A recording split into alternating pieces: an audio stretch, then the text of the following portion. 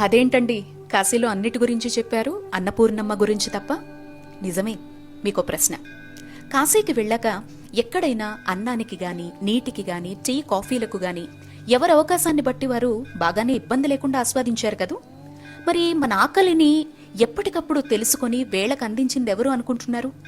ఆ పరమేశ్వరుడికే భిక్షను వేసి తనను దర్శించే వారికి జ్ఞానాన్ని ప్రసాదిస్తూ తన భర్తకు మాత్రమే కాదండి, కాశీలో జీవించే, కాశీలో అడుగుపెట్టే ప్రతి ఒక్కరి ఆకలి తీర్చి పంపుతోంది అమ్మలగన్న అమ్మ మన అన్నపూర్ణమ్మ.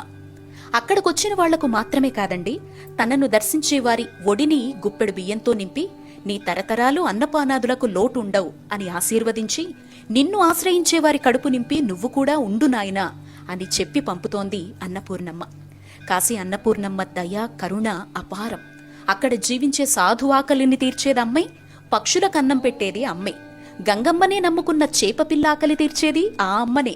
కనుక అపారమైన అనంతమైన ప్రేమను కురిపించి కాశీలో అన్నపానాదులకు లోటు లేకుండా కాపాడుకుంటున్న అమ్మ దర్శనాన్ని మాత్రం మర్చిపోకండి. మీకున్నంతలో ఒక్క జీవి కడుపు నింపండి మీ ట్రిప్పు మొత్తంలో. ఎగ్జాక్ట్గా విశ్వనాథ లేన్లో స్వామివారి ప్రవేశ ద్వారానికి ఎదురుగా ఉంటుందండి అమ్మవారి ఆలయం.